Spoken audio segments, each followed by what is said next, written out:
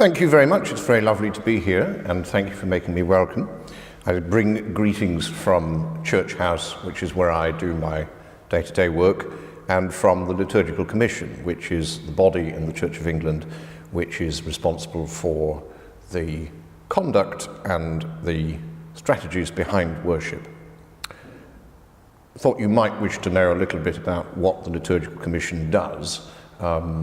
It isn't just about creating a profusion of text for us to use in church.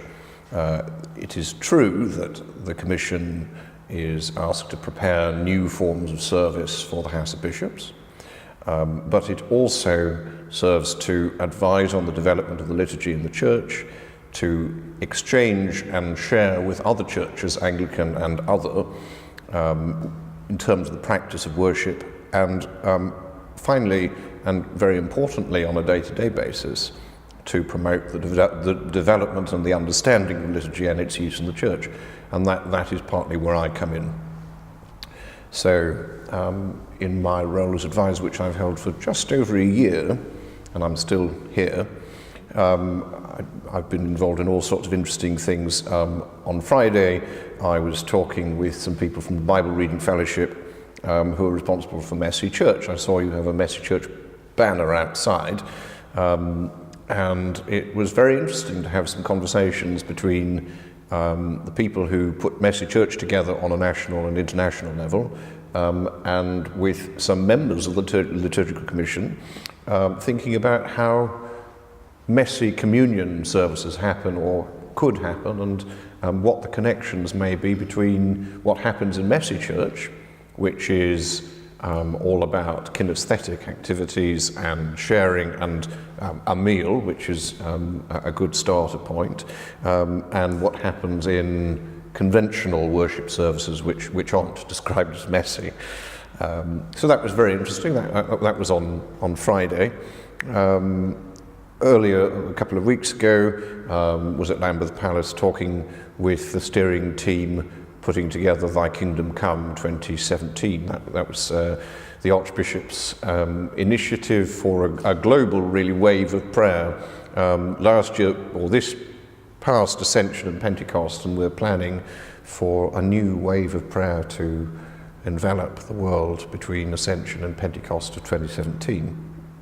Equally, this morning we woke up to news from Nigeria and Egypt that wasn't very good at all, so touched base with some colleagues about that and talked about the Church of England response. So that's all the day-to-day, I suppose. But I want to talk to you about common prayer. We have this great thing called the Book of Common Prayer, which began to exist in 1549. In the words of W.H. Auden, the Book of Common Prayer we knew was that of 1662, which remains the only permanently authorized form of worship in the church. There is a prayer book society that reminds everyone that that is the case. And we also have this interesting thing called common worship. Common worship, the services that started coming in on an experimental basis and then published in 1997, the Calendar Lectionary and Collects, and the main volume in 2000, which means that in 2020 it will be celebrating its 20th anniversary. So I want to talk to you a little bit about common worship and, in a sense, where the commonality comes in a resource that is about variety. We'll get back to that in a moment. I wondered whether we might reflect first on what might be broadly Anglican about worship. And it's very interesting that we're talking in a local ecumenical partnership as we talk about what might be Anglican about worship. The Liturgical Commission in 1989 said that some of the marks of Anglican worship are the following: a recognizable structure for worship, an emphasis on reading the Word of God and on using psalms, liturgical words repeated by the congregation, some of which, like the Creed, would be known by heart, using a collect, the Lord's Prayer, and some responsive forms in prayer, a recognition of the centrality of the Eucharist, and a concern for form, dignity, and economy of words.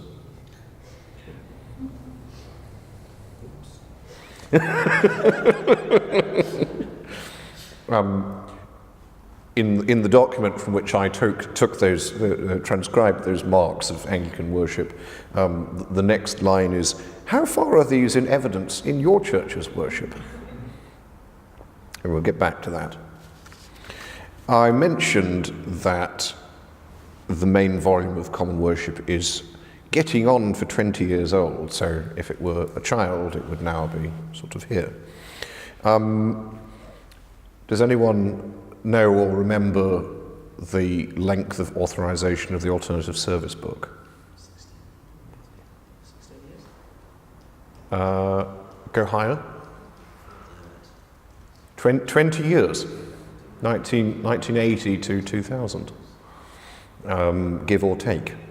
So, what's going to happen?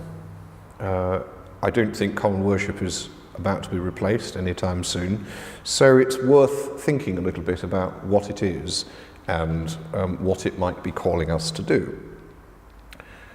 Incidentally, the concept of a service of the Word, which is one of the central features of Common Worship, is actually 22 years old. Anyway, Common Worship has had some time to bed down, and congregations and clergy have had a chance to see how a resource, which is more than a book, can be used.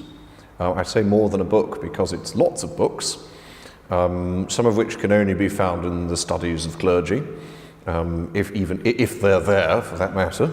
But it's also all online, and that's a really important thing because anyone can look at it, and people who are responsible for leading worship or putting it together have that resource which is there permanently online, searchable, and I used it this morning to draw some material together, and that's one thing that we have now which we didn't have in the time of the ASB in any sort of meaningful way.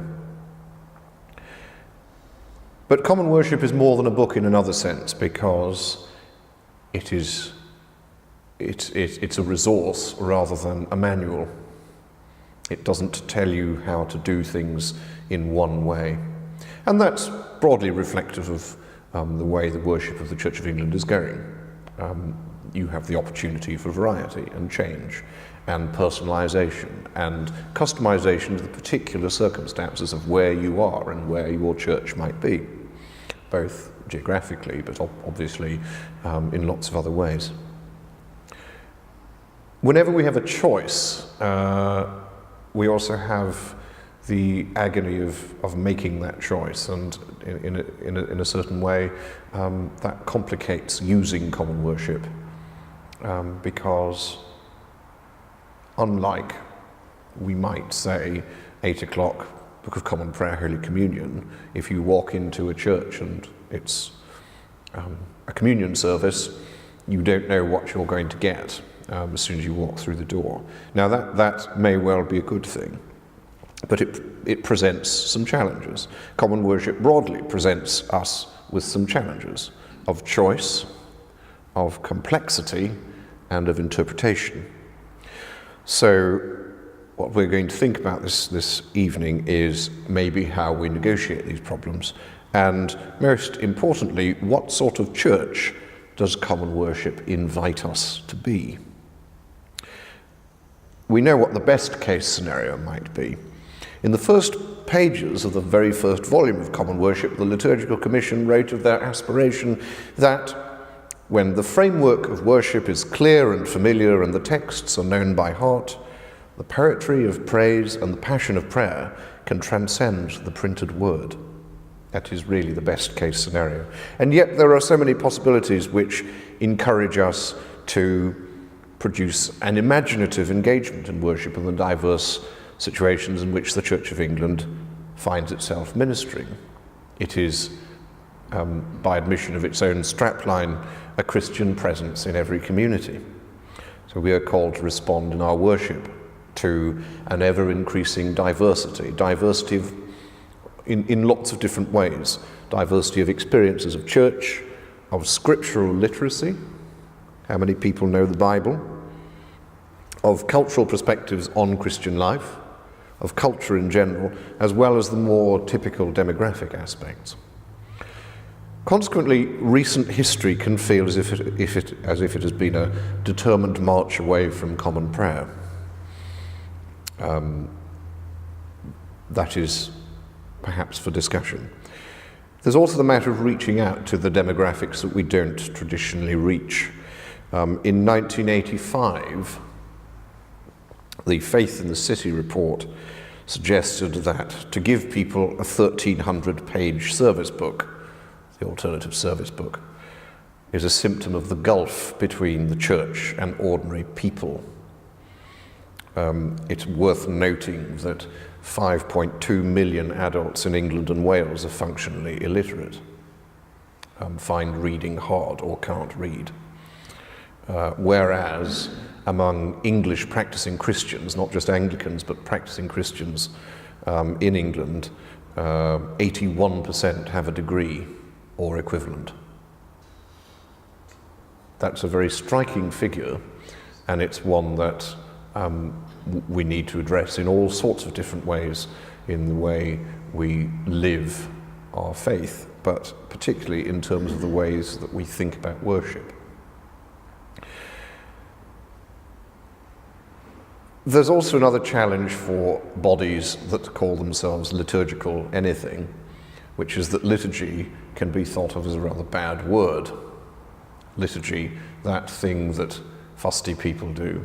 Liturgy, boring. Liturgy, overly complex, requiring lots of steps. Liturgy, the thing that you need the manual for. Liturgy, the thing where you need lots of instructions. Liturgy, the thing you need to be taught how to do, and there's only one way to do it.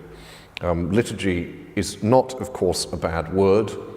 It's not a style of worship. Liturgical worship is a tautology. Liturgy is not a form of words that is precise. The term liturgy really is calling us to think of public worship in a way that goes beyond, let's say, the personal experience of God, Jesus and me and Jesus, to the corporate drama of being the people of God, going from me and Jesus to Jesus and us, I suppose.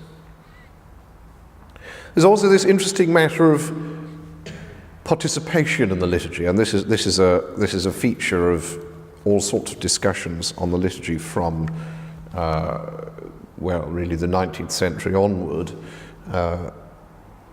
How much should we participate kinesthetically in the liturgy? How much should we say in the liturgy? How much is it being spoken to us, and how much do we respond? The Catholic Church had its own anxieties about active participation, and in the 1960s, with the rubric of full and active participation of all the people, moved from the Latin language into the 20th century and the vernacular wherever it might be. I want to borrow some words from the recently retired Pope Emeritus Benedict XVI. Active participation, he says, may be very quickly misunderstood to mean something external, entailing a need for general activity, as if as many people as possible, as often as possible, should be visibly engaged in action. Benedict suggests that the real action that takes place in our worship is the prayer. Active participation or liturgical participation, I would suggest, are also tautologies. The theatrical entrance and exit of various players in a service of worship is not participation, it's stage direction. The Roman Catholic cardinal who's responsible for worship in that church reminds us that we do not go to the liturgy to perform, but rather to be connected with the action of Christ, who is the principal actor in our worship. So we've had demographics that we don't reach. We've had the challenge of participation, active or otherwise. The other big challenge in the church, in all churches at this time, is the M word, mission. In a very recent survey of English secondary school pupils from Canterbury Christ Church University, 54% of secondary school children believe that humans have souls. 52% agree that life has an ultimate purpose, and 45% believe in God. That's more than the 3% of the general population who attend church on a regular basis. But it's still a relatively non-majoritarian number. We have an imperative to mission. There are lots and lots and lots and lots of stories of dwindling congregations, and a few stories of growth, especially in cathedrals and in churches associated with Holy Trinity Brompton and its church plants. And I'd like to suggest a connection between cathedrals and HTB. The connection is a preoccupation with really high quality, authentic worship. Authentic in the sense that it comes naturally from the heart and it identifies with the people who are celebrating it. We know that worship and mission are ultimately and inextricably connected, because what we do when we worship together is, to some extent, the shop window of the church. We are putting ourselves out there saying, come out to church on a Sunday morning at 10 o'clock, and this is their opportunity to see what we do together when we worship. If that's something that doesn't appeal, or doesn't feel authentic, doesn't feel right, we've got a challenge. And yet worship in new styles that are meant to appeal give us some additional challenges, because those new forms of worship need to be based on what we hold to be important. This is, I suggest, what HTB and cathedrals get right. They know their congregations very well. They know the people who come to church as inquirers, as occasional visitors, as regulars, and they know what works. So we stand to lose if we don't do what is authentically ours in our own context. The magic is that the pram service, that messy church and high mass can have the same intention and functionality. They're authentic in different ways in different situations, and none of them are appropriate in every situation. So there's a challenge of what is authentic to a local congregation, a local situation, local people. And the other challenge, I suppose, is that an overly missional emphasis, that's a wonderful adjective, isn't it? An overly missional emphasis may end up being out of touch with where we are. If we're constantly concerned with bringing new faces in, we stand to reduce our familiarity for people who have been coming for years. I mentioned before, and I'll say again, that we're not going to change common worship. It's authorised until further resolution of the General Synod, which probably means a long time from now. And I think this is a good thing, because common worship allows us to combine what's called a reverence for tradition with an openness to new material, which is precisely what we need in the context where we are. So we seek, what kind of church does common worship inspire us to be? How, as the church we are, in our own situations, should we use common worship? How should we use worship in general? Well, we don't use worship, it uses us. But worship should be in spirit and in truth. That's one of the few things that the Bible says about Christian worship.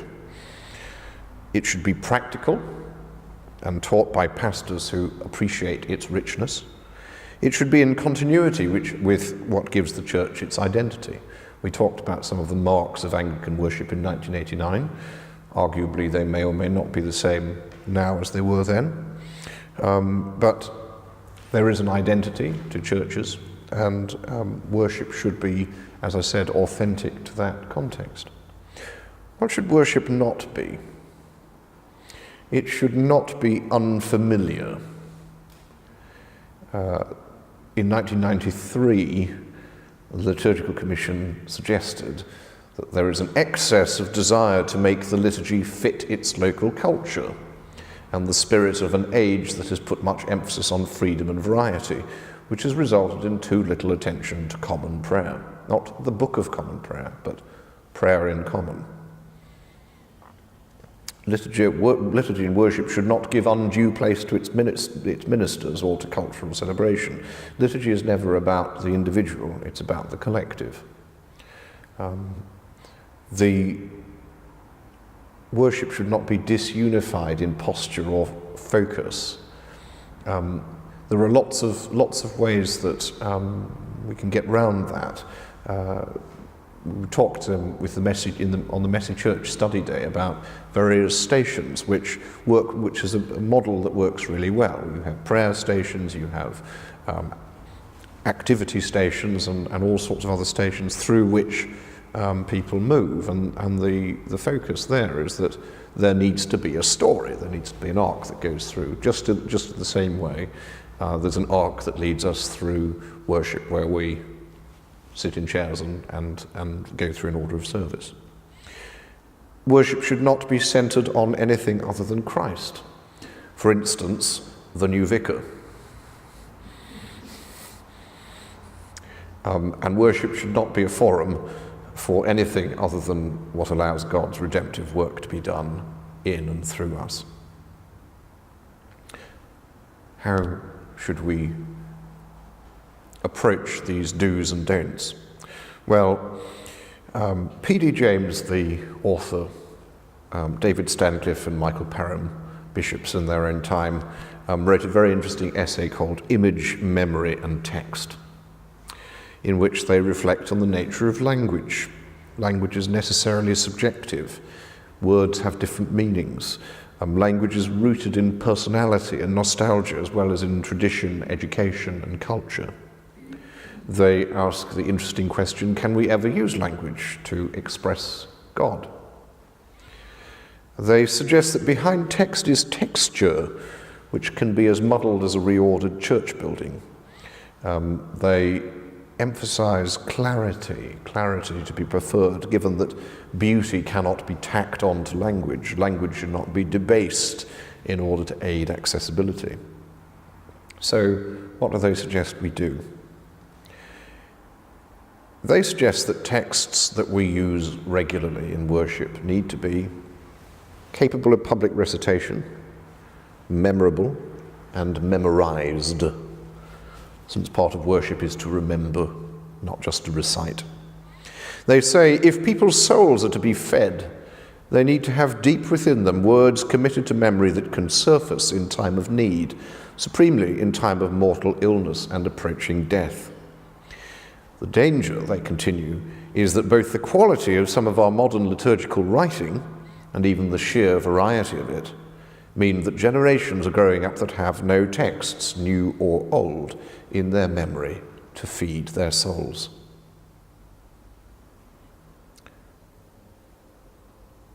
Tim Lomax, who is a wonderful chap and is serving the Diocese of St Albans now as a leader for mission, writes that the liturgical tradition, he's a charismatic by the way, liturgical tradition brings us out of shallow individuality into a deeply spiritual common life and confers an identity that incorporates much more than the local congregation.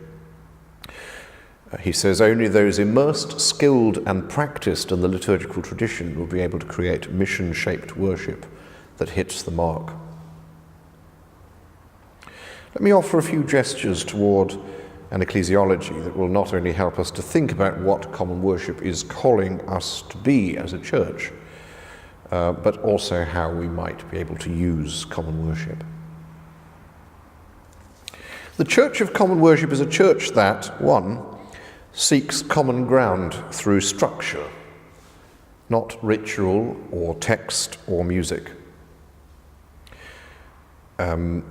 The person who was in the role I now occupy when common worship was being rolled out, Peter Moger, who's now Precentor of York Minster, writes that common worship's most radical contribution lies not in its texts, but in its structures. A service of the word, this interesting and versatile new form of service, is not a text, but it's a set of instructions and guidelines. Service of the word dates back to the first 20 years of the 20th century.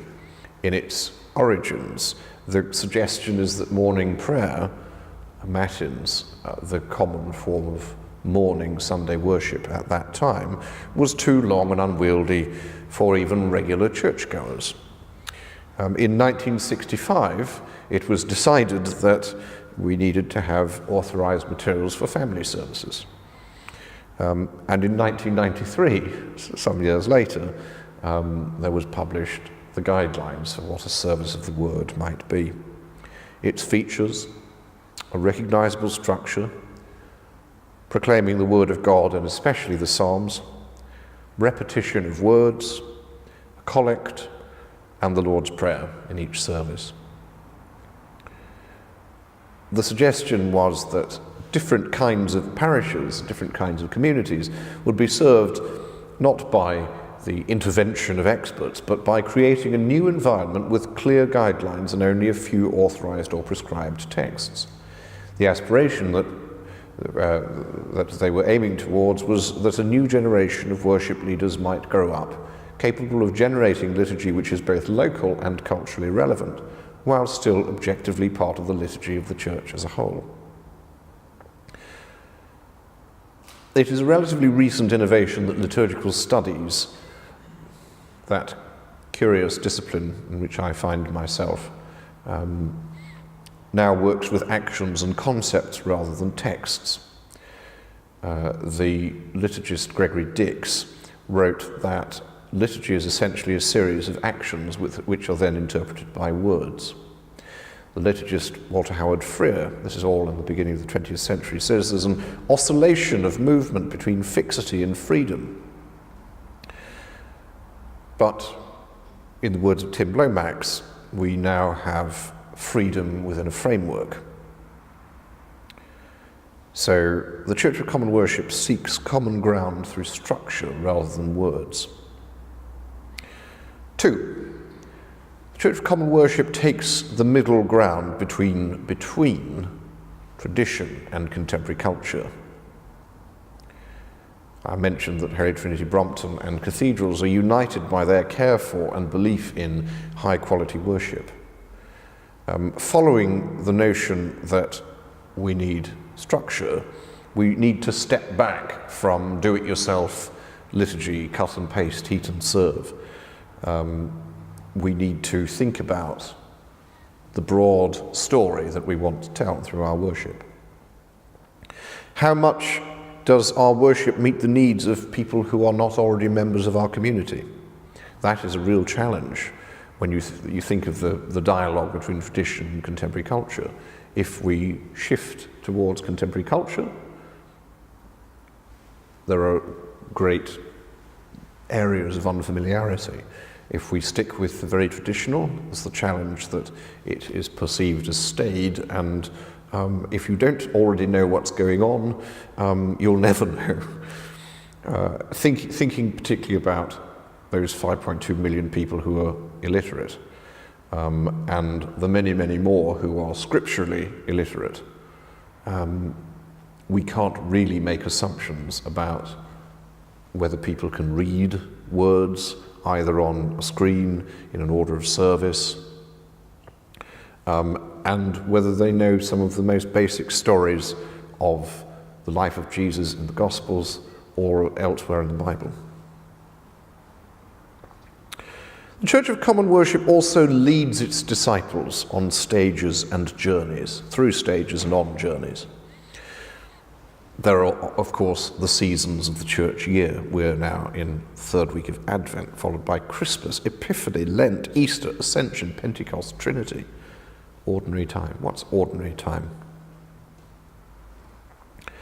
These are obviously moments when the church becomes more visible to the outside world, especially Advent and Christmas, and to an extent Lent and Easter.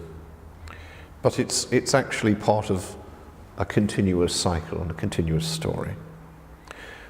Christian initiation, at its best, it's a gradual leading into the life and love of Jesus Christ. It's not,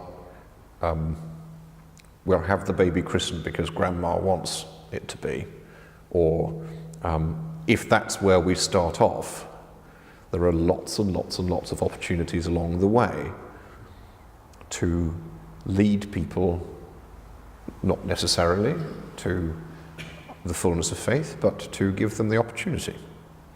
Common worship makes lots of provision for seasons and initiation, and offers us opportunities to become excited by, but not overwhelmed by all the things we might be able to do. The Church of Common Worship also longs for formation, growth and learning through immersion in worship. Because it is so complex, extreme care and good judgment are required, and in order to do that, you have to know what's there. You can't just open up the book and start at page 1. That's not the way it works. And that provides opportunities and challenges. Some of these opportunities and challenges are faced in ministerial training, which I'll talk about in a moment.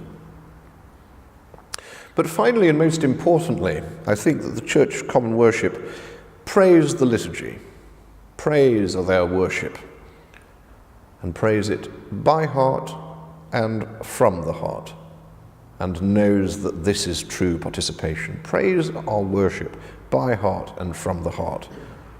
And by this we know that we are truly participating, truly active, truly alive, truly engaged.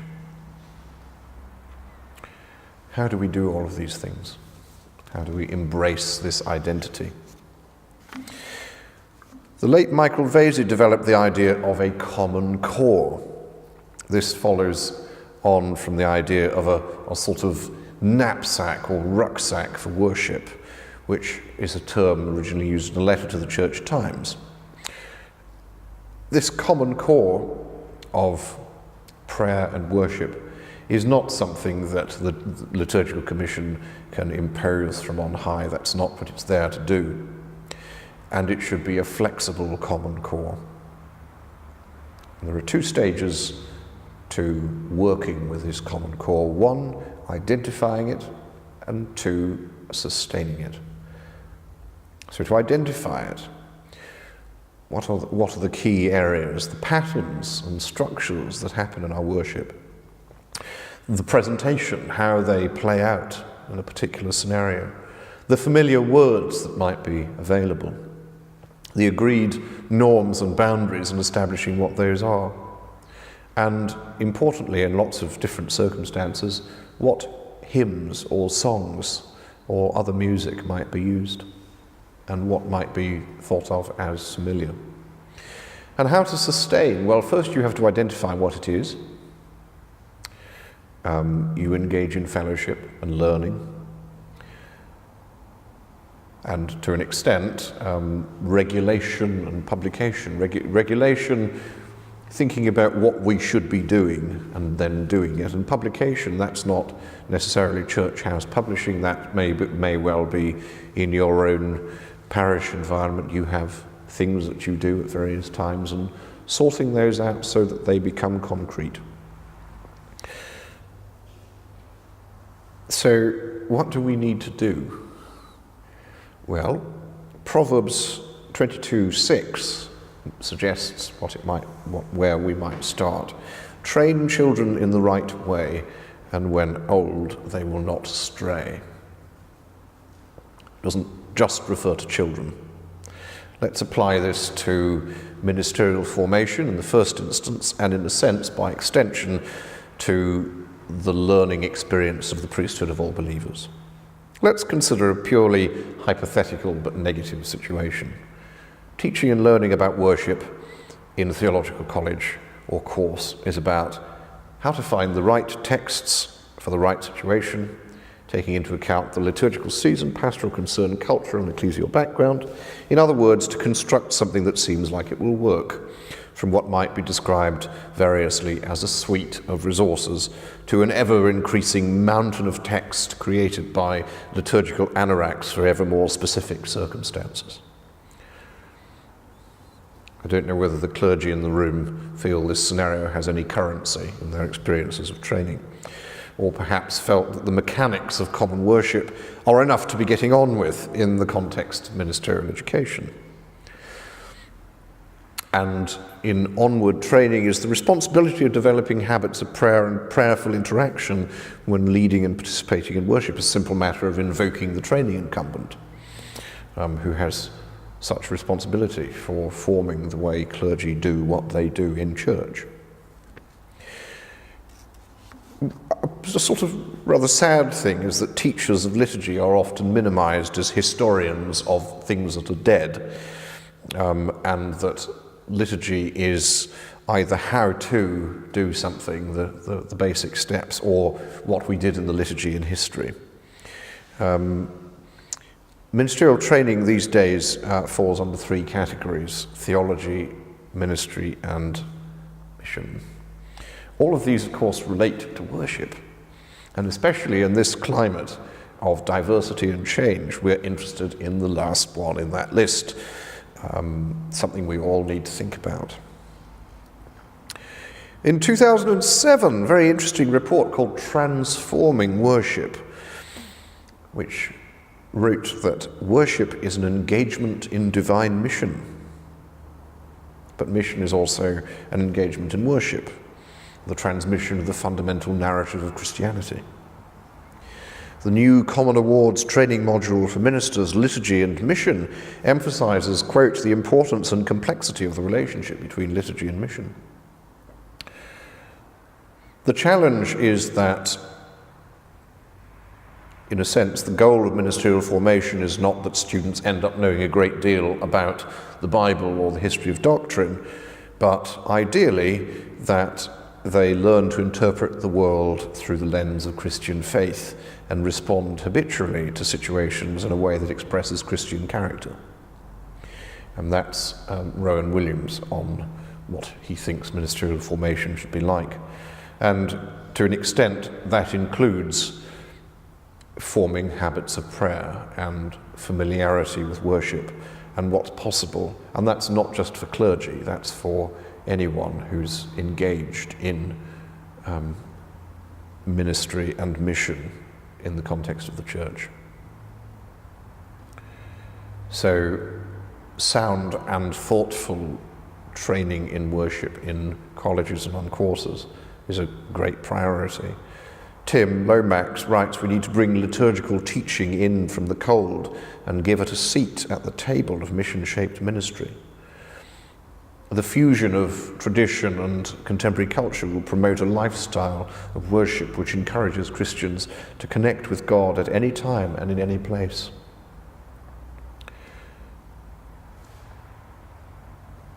With so much diversity in common worship, how does one introduce someone to Anglican worship?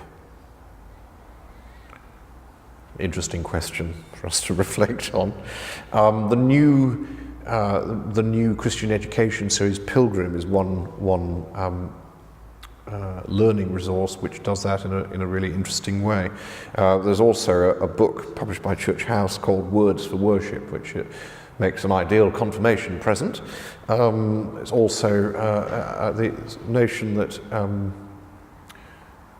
a one-volume short resource, those sorts of prayers which P.D. James and friends said we need, especially when we need to pray.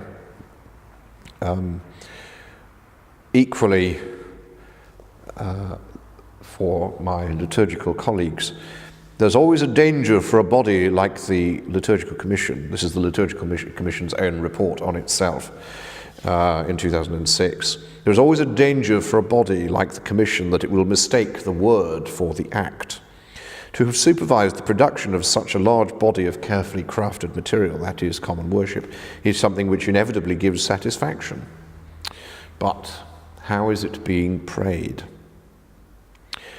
Mark Erie, in his interesting and provocative Beyond Common Worship, writes, "It is hard to win in the Church of England because if one option only is given, people feel they are being forced into a mould. We need to be missional, and yet we need to be in dialogue with tradition. The challenge, the illusion that we need variety comes from perhaps the profusion of text that is available, and also from the sense that liturgy needs to entertain, which is something that I don't think anyone who thinks about it for an instant really believes. Liturgy is not about entertaining, it might be about providing different kinds of stimuli that work for different people in different ways, but it's definitely not about entertaining. Thinking about how we plan worship, we may well plan or shape the worship, but it is God who addresses us through it. Worship is a human construction reflecting on a divine gift. Christians shape the liturgy, but the liturgy shapes Christians. The Orthodox believe that the divine liturgy is an unchanging heavenly reality breaking into the present world. Often the liturgical boffin view, in marked contrast, is that it must be thoughtfully shaped so it's effective for worship, which is a pattern of work which never ends. I'll skip over what might be legal. The canons of the Church of England give us some basic guidelines about what we need to do in it. But Canon B1, interestingly, maybe I won't skip over them. The minister should have a good understanding of the forms of service used and ensure that the worship offered glorifies God and edifies the people. That's a very tall order, actually. The minister may also, Canon B5, may make and use variations which are not of substantial importance according to particular circumstances. That's a very important canon for some people. Canon B20, only appropriate chants, hymns, anthems, and other settings are to be chosen. Their words and music appropriate to the solemn act of worship and prayer in the house of God, as well as to the congregation assembled for that purpose.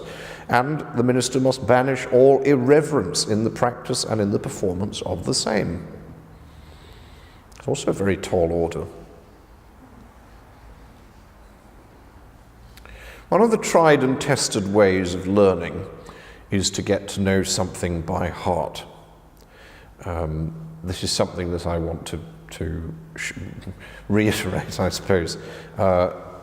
When we really know something to the extent that we don't need a book or any reminder of what we need to do may be, I've lost my place. To an extent, I don't know my text by heart. The best way to do something is by heart, because then you don't stumble like I just did.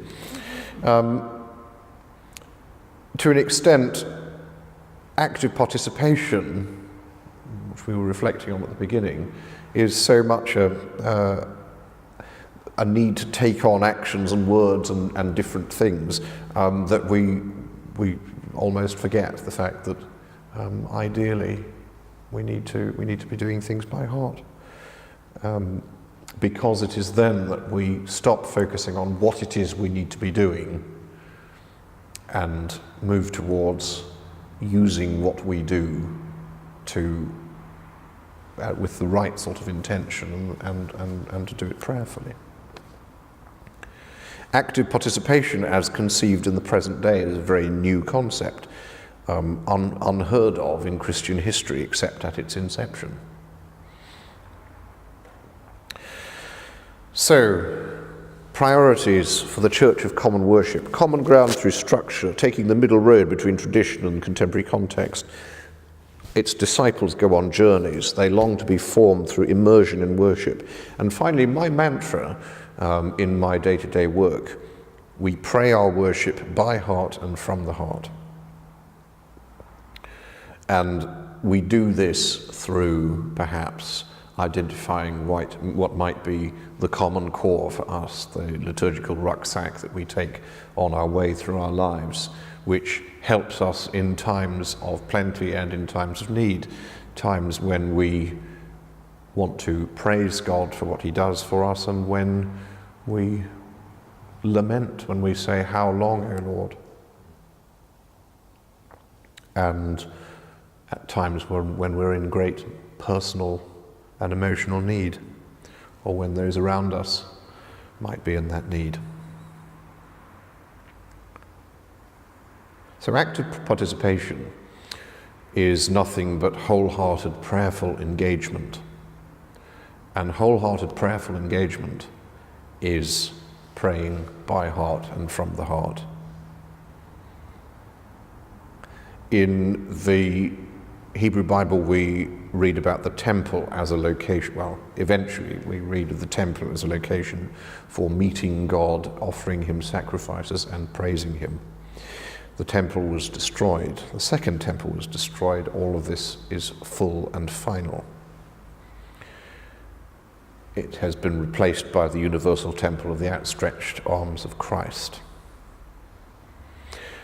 The worship of God is the full and final purpose of redeemed human existence. And in that light, we need to give it huge attention not only to doing it well in our own situation, authentically to who we are and who our congregation may be, but also in ways that allow us to pray, to be engaged, to pray from the heart, by heart. So that's the end, but I look forward to hearing from you and perhaps reflecting on our own experiences of what worship in common might be. So thank you very much for inviting me. Thank you.